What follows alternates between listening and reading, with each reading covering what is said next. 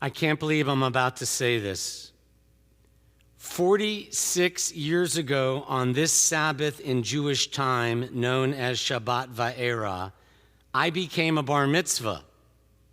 In 1976, I'm not sure I knew what a pandemic was. Now every child in preschool does.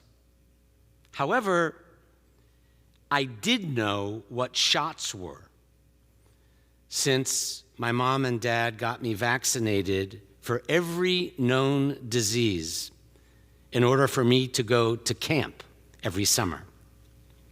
This week's Torah portion is known by anyone who has ever been to a Passover Seder.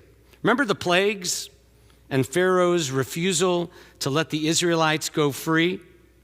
By the way, the Torah goes out of the way to mention that Moses and Aaron were 80 and 83 years old when they went to Pharaoh and said, "Let my people go," highlighting that everyone has free will and a will to be free, no matter how young or older you are, except Pharaoh, whose heart was hard and whose mind was closed. In religious terms, freedom is more than a right. It's an obligation. Just as religion in general and Judaism in particular are not about rights, they're about our obligations to others, to the world, of course to ourselves, and to God.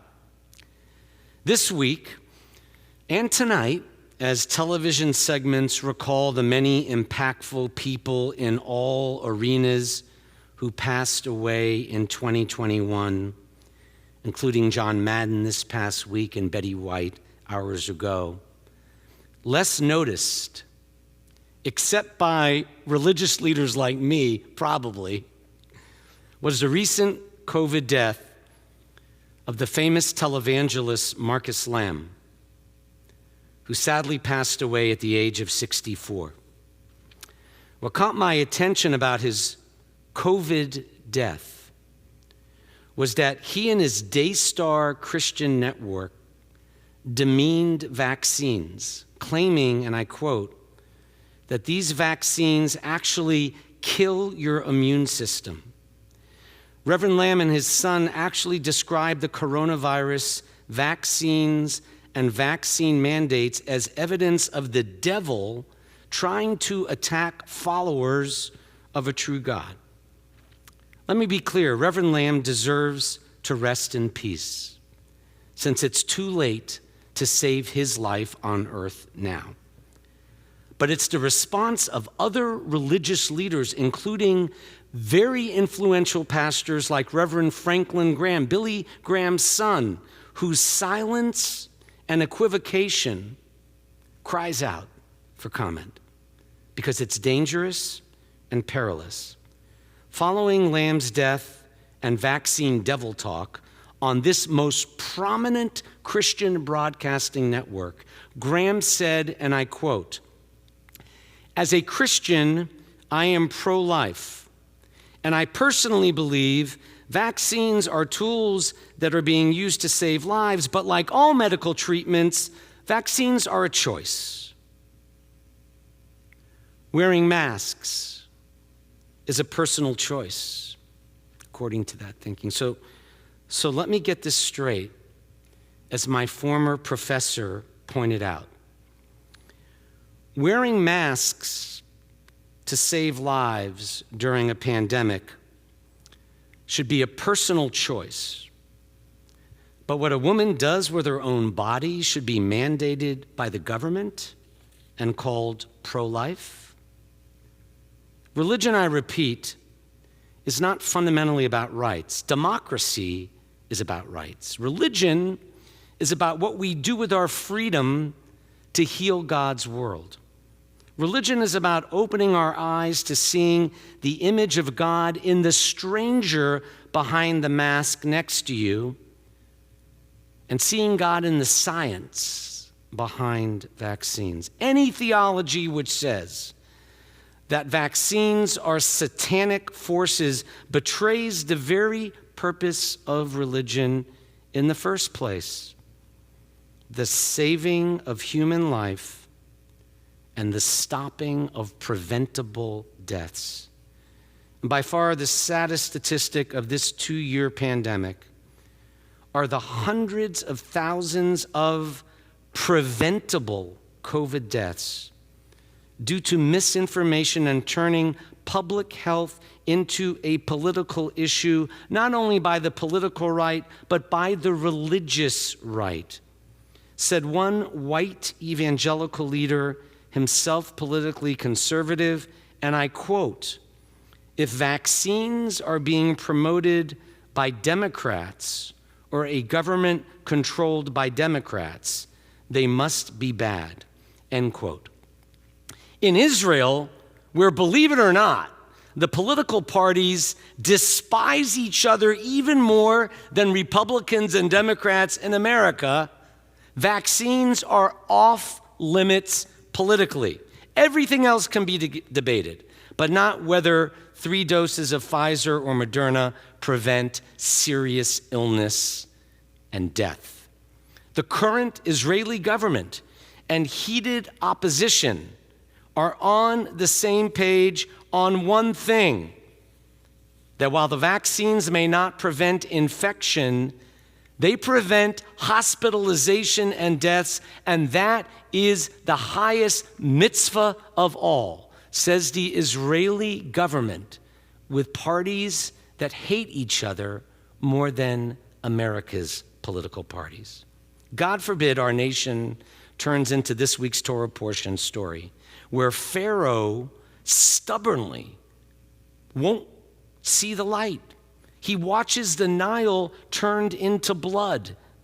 He stays inflexible as plagues of frogs, swarms of insects, cattle disease, boils, hail come crashing down, while Pharaoh through it all remains immovable, refusing to do what's right until, as you know,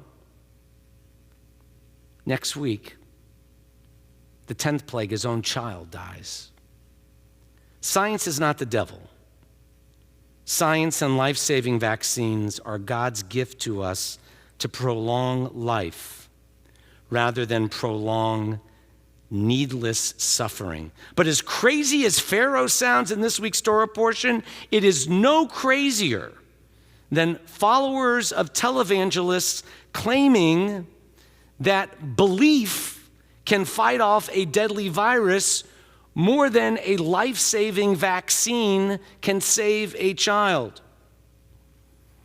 Beyond the tragedy of 800,000 plus total corona deaths, beyond the Omicron uncertainty in a nation and world adrift, the good news is that through it all, places like this synagogue of hope and meaning, frontline workers, our healthcare professionals, have been saving lives through science and shoring up spirits through community. And this religious community has not only endured, it's never been more vital, alive, even this week, never been more resilient.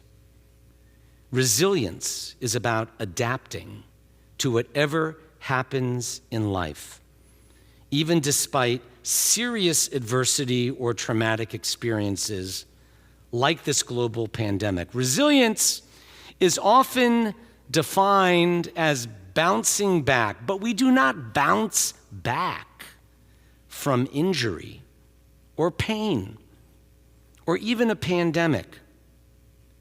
We find a way to move through it. Happy New Year is such a sweet and superficial greeting. Even if we all say it, our culture is still too obsessed with happiness, where to find it, how to achieve it. But happiness should not be a goal.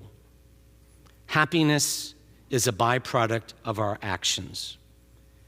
As I told tomorrow night's wedding couple in their premarital counseling session, The goal in marriage is not to find someone who makes you happy. The goal in marriage is to find someone who makes you better. Happiness will be a byproduct of being in relationship with a partner who makes you better. Just being happy won't be enough to keep you strong. Resilience is what makes us strong, keeps us going, improves our character along the way. So whether or not it's a happy new year for you, I wish you and everyone you love on this night a healthy and resilient new year. May you find comfort from yet one more name for God, the one who comforts, Hamenachem, the one who brings comfort whenever we find ourselves in despair, the one who reminds us that if we take care of each other in our struggle with whatever it is, we will be all right. Amen.